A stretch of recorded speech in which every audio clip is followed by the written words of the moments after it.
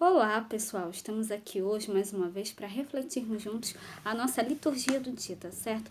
E nesse sábado, né, as leituras falam pra gente que superando as divisões e os medos que nos cercam, que nós possamos celebrar, né, a liturgia com amor e esperança. Então, a primeira leitura está em Atos, capítulo 6, versículo 1 a 7.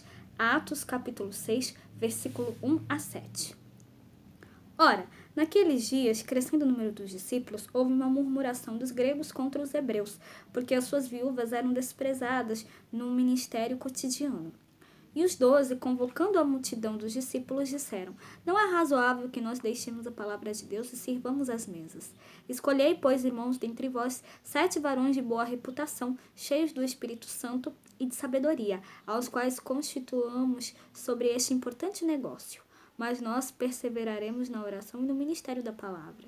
E este parecer contentou a toda a multidão, e elegeram Estevão, homem cheio de fé e do Espírito Santo, e Filipe, e Prócoro, e Nicanor, e Timon, e Parmenas, Nicolau, prosélito de Antioquia, e os apresentaram ante os apóstolos, e estes, orando-lhes, impuseram as mãos. E crescia a palavra de Deus, e em Jerusalém se multiplicava muito o número dos discípulos, e grande parte dos sacerdotes obedecia à fé. Então, a primeira leitura fala para a gente, né, sobre a instituição dos diáconos. Né? Elegeram 7 homens repletos de Espírito Santo, do Espírito Santo.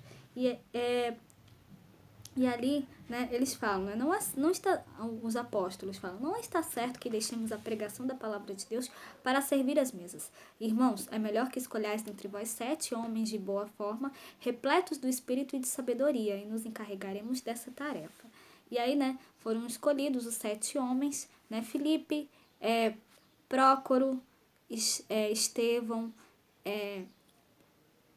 Nicanor, Timon, Pármenas e Nicolau de Antioquia, né? Então,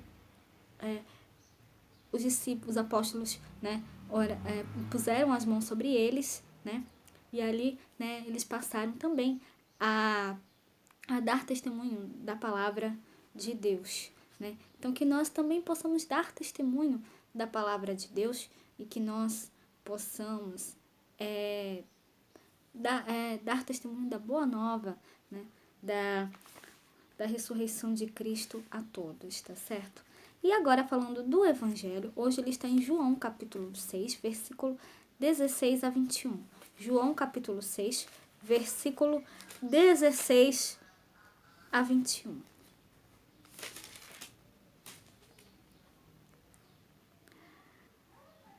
Naquele tempo, ao cair da tarde, os discípulos desceram ao mar, entraram na barca e foram em direção a Cafarnaum, do outro lado do mar. Já estava escuro e Jesus ainda não tinha vindo ao encontro deles.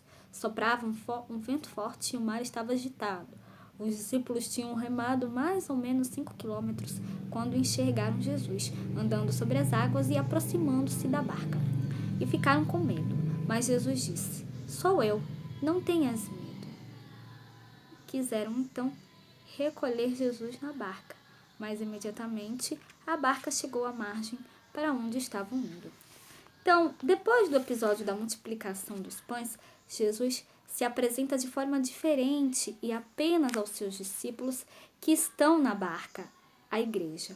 A multidão não entendeu o sinal do pão, pensava apenas no pão material e na vida mais confortável e mais fácil que Messias poderia lhe conceder. Jesus quer mostrar aos seus discípulos, ele quer mostrar aos seus discípulos a dimensão divina da sua missão e, acima de tudo, da sua pessoa. O mar agitado pelo vento impetuoso é o símbolo do perigo, da morte e das forças do maligno. Os discípulos, já longe da margem, ficaram amedrontados ao verem Jesus se aproximando, andando sobre as águas. Jesus se dirige a eles proclamando sua divindade. Sou eu. Então, é o designativo divino, já que Deus não tem nome. Jesus, o divino, venceu o mar, como Deus controlou as águas, né? Em Gênesis capítulo 1, versículo 6 a 10. Como Deus fez o povo atravessar o mar até até o mar a pé enxuto, né? Em Êxodo capítulo 14, versículo 22. Portanto, Jesus é Deus, é o Filho de Deus enviado ao mundo e à humanidade para que alcançasse a vida divina.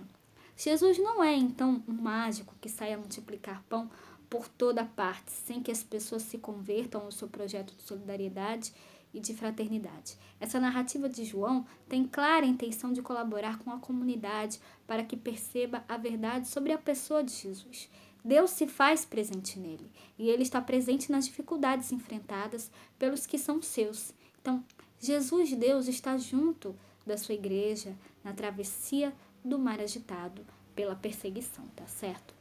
Então, era isso que eu tinha para falar para vocês hoje.